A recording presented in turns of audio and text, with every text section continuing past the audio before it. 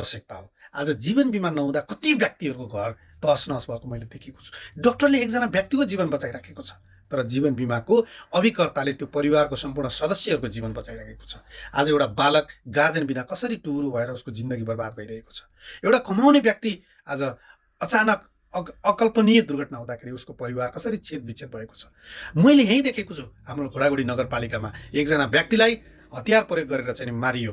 उसको गार्जेन भनेको त्यही थियो र उसको आज डिपेन्डेन्ट एउटा श्रीमती हुनुहुन्छ, 3जना छोराछोरी छ, एउटा दुधे बालिका छ, 2जना बाबु छ, एउटा 5 वर्षको एउटा 9 वर्षको। आज उनीहरूको जिन्दगी बर्बाद भएको छ। उनीहरूको पालन पोषणको जिम्मा कसैले लिएको छैन। समाजका केही मान्छेहरूले 2-4 रुपियाँ आर्थिक सहयोग माग्दै हिँड्ने अवस्थामा छ। आर्थिक रूपमा छेदविच्छेद भएको छ। यदि उहाँले आफ्नो भविष्यको लागि, परिवारको भविष्यको लागि एउटा सामान्य बिमा पोलिसी लिएको भए त्यसबाट आउने क्षतिपूर्तिले मलाई लाग्छ उहाँको आउने छोराछोरीको भविष्य अन्धकार हुने थिएन। आज सानो बालकको मात्रै बिमा भएको भए त्यो बालकलाई गार्जेनसिप बिमाले दिन्थ्यो।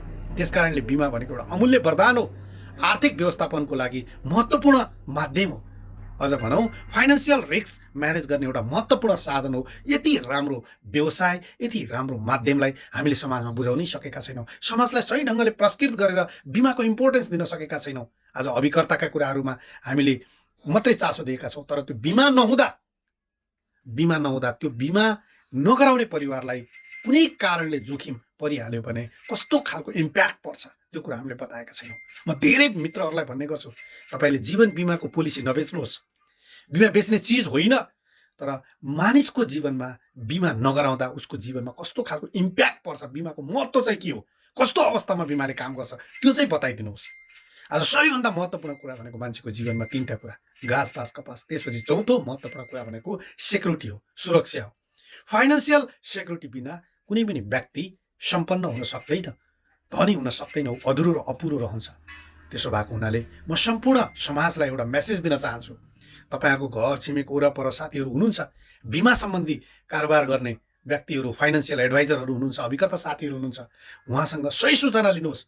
तपाईँले बिमा नगर्नुहोस्, तर बिमाको महत्त्व चाहिँ बुझ्नुहोस्। गाउँ समाजमा बिमाको महत्त्व बुझ्न जरुरी छ। त्यसपछि अटोमेटिक तपाईँलाई बिमा गर्न आवश्यकता हुन्छ। एउटा तिर्खाएको व्यक्तिलाई कहिल्यै पनि उसले पानीको मूल्य सोच्दैन।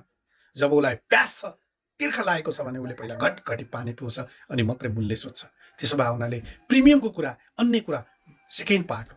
पहिलो कुरा बिमाप्रति समाजलाई आकर्षित गराउनका लागि हामीले बिमाको इन्फर्मेसन सही ढङ्गले दिनुपर्छ, त्यसको महत्त्व सही ढङ्गले दिनुपर्छ। त्यो बिमाले समाजलाई कस्तो प्रभाव पार्छ, त्यो कस्तो किसिमको बचत हो, त्यसले कस्तो सुरक्षाहरूलाई जोडेको हुन्छ र त्यसले परिवारमा कस्तो खालको इम्प्याक्ट पाउँछ र आउने दिनमा रिटायरमेन्टमा उसले कसरी रोल प्ले गर्छ भन्ने कुरा, त्यसको इम्प्याक्टको बारेमा हामीले बताउँ। मलाई लाग्छ हरेक समाजका व्यक्तिले यसको महत्त्व बुझ्न जरुरी छ। महत्त्व बुझ्नका लागि हरेक बिमा कम्पनीका नजिकैका शाखा उपशाखा कार्यालयमा तपाईँले गएर भेट्न सक्नुहुन्छ।